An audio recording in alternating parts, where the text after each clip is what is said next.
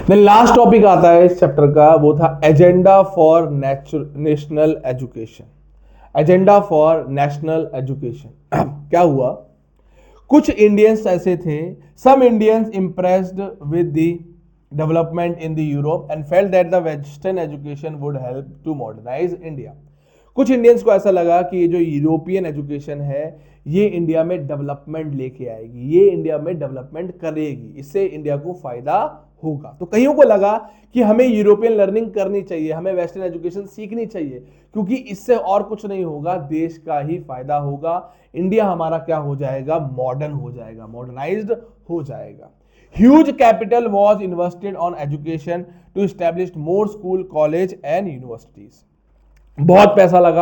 बहुत पैसा लगाया गया ताकि इंडिया के हर स्टेट में अलग अलग कॉलेजेस बनाए जाए, अलग अलग यूनिवर्सिटीज बनाए जाए, तो ये सब हुआ। पर यहां पर दो इंसान ऐसे थे जिनकी सोच बिल्कुल डिफरेंट थी। एक थे महात्मा गांधी और एक थे रविंद्रनाथ टैगोर। दोनों का एक अलग पर्सपेक्टिव था इस पढ़ाई को लेके, इस वेस्टर्न कल्चर को लेके, जो वेस्टर्न एजुकेशन सिस्टम था, इसको लेके एक कंप्लीट अलग ही नैरेटिव था इन दोनों का। वही हमें जानना है कि महात्मा गांधी की क्या फिलॉसफी थी, वो क्या जानते थे, उनका क्या आइडिया था। ऐसे ही रविंद्रनाथ टैगोर का क्या आइडिया था, वो दोनों इस चैप्टर के अंदर आपको जानने हैं। जिससे पहले महात्मा गांधी का पढ़ लेते हैं। महात्मा गांधी मानते थे कि ये जो वेस्टर्न एजुकेशन है हमें स्लेव बना रहा है, हमें अपना गुलाम बना रहा है। तो यही से टॉपिक स्टार्ट होता है, इंग्लिश एजुकेशन हैज इनस्लेव अस। किसने बोला? महात्मा गांधी ने बोला, मोहनदास करमचंद गांधी जी ने बोला। Mahatma Gandhi argued that colonial education create a sense of inferiority in the mind of Indian। एक एक लाइन समझो। कॉलोनियल एजुकेशन मतलब वेस्टर्न एजुकेशन की बात कर रहा है, ये आपके दिमाग में एक सेंस ऑफ इंफीरिटी, इंफीरिटी का मतलब होता है अपने को किसी से कम समझना।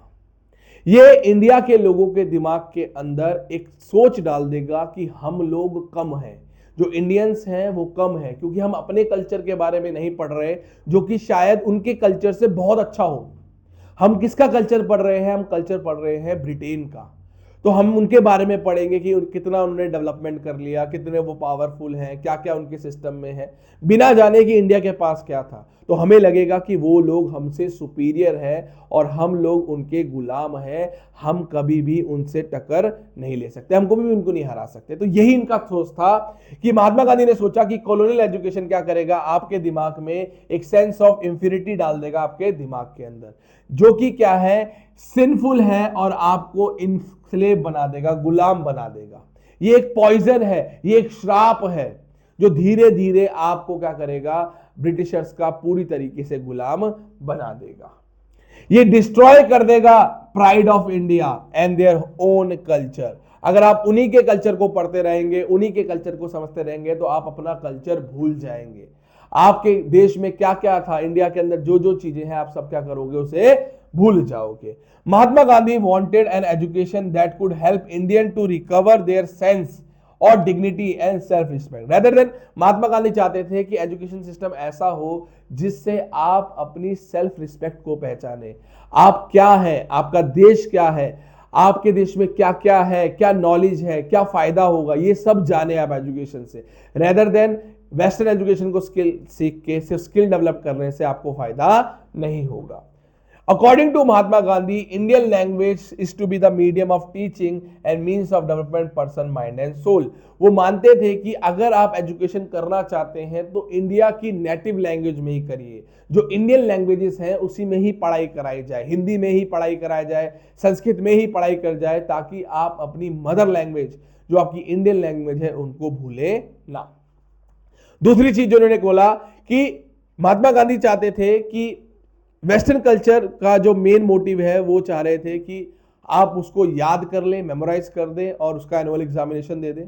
वो ये नहीं चाह रहे थे, वो चाह रहे थे कि लोगों को ज्यादा फोकस होना चाहिए रीडिंग पे।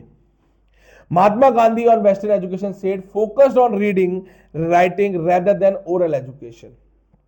महात्मा गांधी चाहते थे कि आपको नॉलेज आनी चाहिए, रेदर देन आप लिख पाते हैं कि नहीं लिख पा रहे उसको, आपको नॉलेज होनी चाहिए, आपको टेक्स्ट बुक की वैल्यू करनी चाहिए रेदर देन प्रैक्टिकल नॉलेज।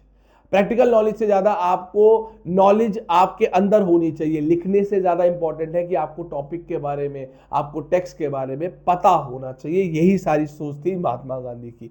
क्या क्या माना गया? महात्मा गांधी ने आर्ग्यू किया कि जैसी कॉलोनियल एजुकेशन आपके अंदर एक सेंस ऑफ इंफीरियरिटी कॉम्प्लेक्स डाल देगा, आपको इंस्लेव बना देगा, और इससे भारत की जो प्राइड है, भारत का जो सेंस है, वो हम भूल जाएंगे। दूसरा, महात्मा गांधी चाहते थे कि जो इंडिया है, जो इंडिया के लोग हैं, वो जो पढ़ाई करें वो अपनी ही लैंग्वेज में पढ़ाई करें, rather than oral knowledge. Oral knowledge से ज्यादा आपको चीजों को समझना चाहिए। आप वैल्यू करें बुक को, आप रिस्पेक्ट करें बुक को। प्रैक्टिकल नॉलेज से ज्यादा आपको टेक्स्ट बुक में जो लिखा है वो आना चाहिए। लिखने एक रात रट्टा मार के लिखने से कोई नॉलेज नहीं आती, ये मानना था महात्मा गांधी जी का। देन नेक्स्ट रविंद्रनाथ टैगोर का पढ़ लेते हैं। इनका है ए डॉब ऑफ पीस, जिसे बोलते हैं हिंदी में शांति निकेतन। रविंद्रनाथ टैगोर ने शांति निकेतन को चालू करा था 1901 के अंदर। टैगोर जब छोटे थे वो स्कूल जाना पसंद नहीं करते थे, रादर देन उन्होंने स्कूल को एक प्रिजन बताया था। प्रिजन बेसिकली एक जेल बताया था। इन्होंने बोला था कि वहां पर उनको आजादी नहीं है, वो जो करना चाहते हैं, जो सीखना चाहते हैं, वहां पर उनको बिल्कुल फ्रीडम नहीं थी। वो कैदी की तरह बंद थे। जो टीचर चाहते थे वो वही सीखते थे, जो वो पढ़ाना चाहते थे वही पढ़ते थे, इसलिए उनको स्कूल जाना पसंद नहीं था। Tagore as a child hate going to school as he describe school as a prison. He said he could never do what he felt to do. जो वो चाहते थे वो स्कूल में वो कभी नहीं कर पाए। तो ये एक ऐसा स्कूल बनाना चाहते थे जहां पर लोग खुश रहें, हैप्पी मन से आए, फ्री हो, और जो वो चाहे वो कर सकते हैं। अपनी क्रिएटिविटी को एक्सप्लोर करें, अपनी सोच को एक्सप्लोर करें, अपने थॉट और डिजायर को सोचें, ऐसा वो स्कूल चाहते थे। इसीलिए इन्होंने एक स्कूल बनाया जिसका नाम था शांति निकेतन। एक स्कूल बनाया जिसका नाम था शांति निकेतन। ये चाहते थे कि बच्चों को साइंस एंड टेक्नोलॉजी के बारे में पता रहे, पर साथ ही साथ इन्होंने बहुत एक इंपॉर्टेंट टॉपिक पे फोकस किया कि साथ ही साथ उनको आर्ट, म्यूजिक और डांस भी सिखाया जाए। He emphasized the need to teach science and technology at Shanti Niketan, और साथ ही साथ आर्ट, म्यूजिक और डांस भी सिखाया जाए। इसीलिए इन्होंने शहरों से दूर 100 किलोमीटर दूर इन्होंने अपने स्कूल बनाने शुरू करे, जो कि नेचर की गोदी में बनाए। चारों तरफ नेचर होगा ताकि इंसान सिर्फ पढ़ाइयों के दम पे ना अटका रहे, वो फ्री हो, जो चाहे वो सीखे और अपनी क्रिएटिविटी से नॉलेज को गेन करें, रेदर देन बुक्स की नॉलेज को रटने से अच्छा आप अपनी सोच से, आप अपनी थॉट से पढ़ाई को करें। यही इनका मानना था। According to him, creative learning to be encourage. स्कूलों में क्रिएटिव लर्निंग होनी चाहिए, रेदर देन आपको मेमोराइज करा दिया जाए। इसीलिए इन्होंने 100 kilometre away from the Kolkata से 100 किलोमीटर दूर एक रूरल एरिया में एक स्कूल बनाया जिसका नाम रखा गया शांति निकेतन, जहां पर नेचर के बीच में रहकर बच्चे अपने थॉट प्रोसेस को इंप्रूव करें और साथ ही साथ एजुकेशन भी ले। तो ये है पूरा चैप्टर।